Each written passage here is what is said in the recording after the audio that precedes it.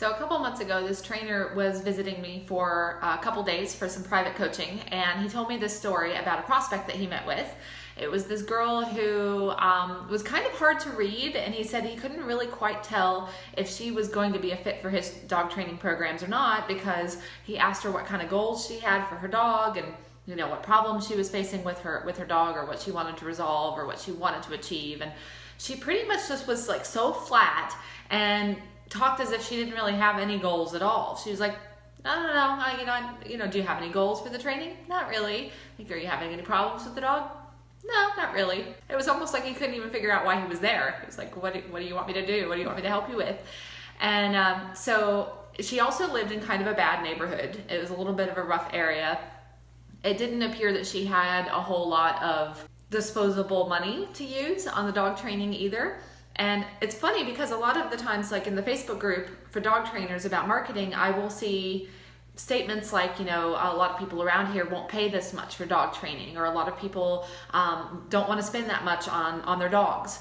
And it's something that I've heard for years and years, and often mention about how you shouldn't say people won't spend this money on their dogs, or people won't spend this money on dog training. And this was a perfect example.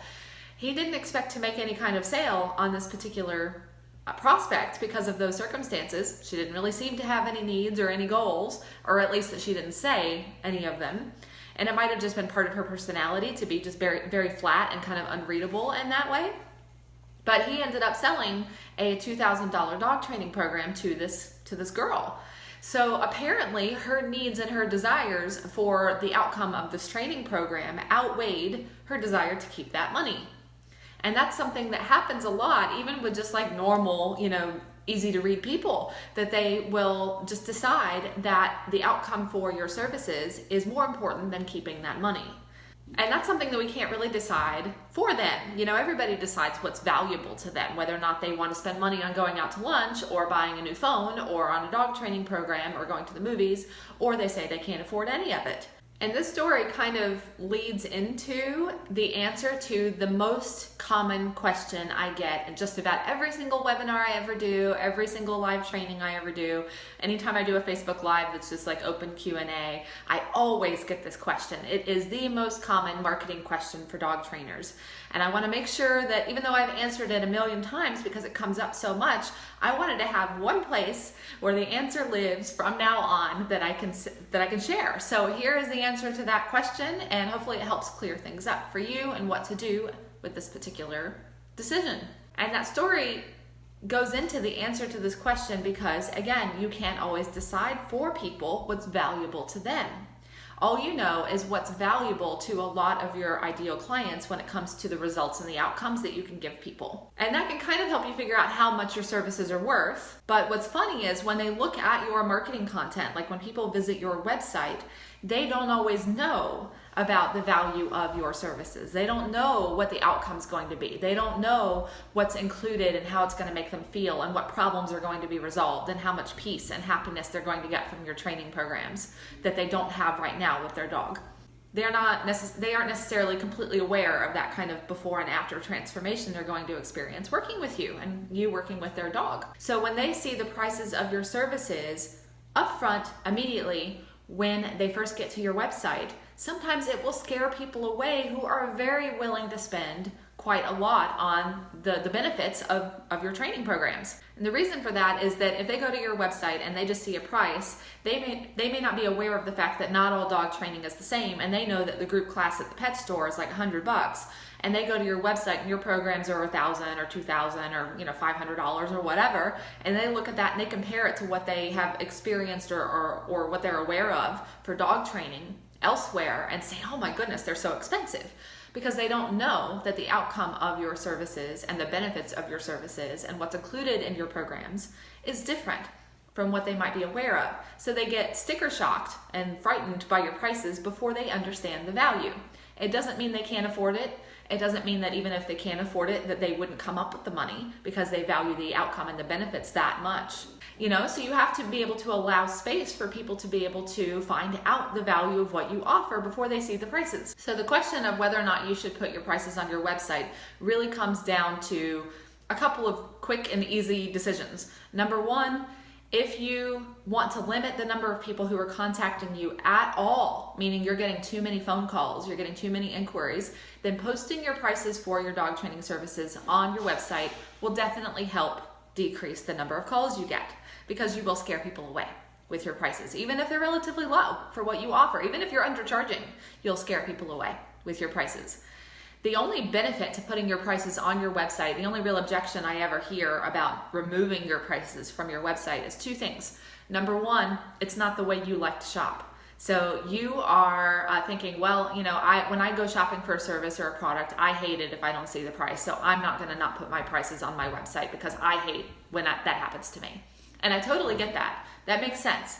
But does it matter if you don't shop that way, if the other way will make you more money and make you more successful and work better and get you better clients? So even if it's not the way you like to shop, you should still go with what's actually going to work better. So it's kind of just like a little bit of a mental shift around getting past what is the way you typically like to be treated when you're searching for a service. High-end services and consultants and people who are really good at what they do often require people to contact them for the prices, especially if the prices will vary depending on the circumstances, which might be the case for a dog training client.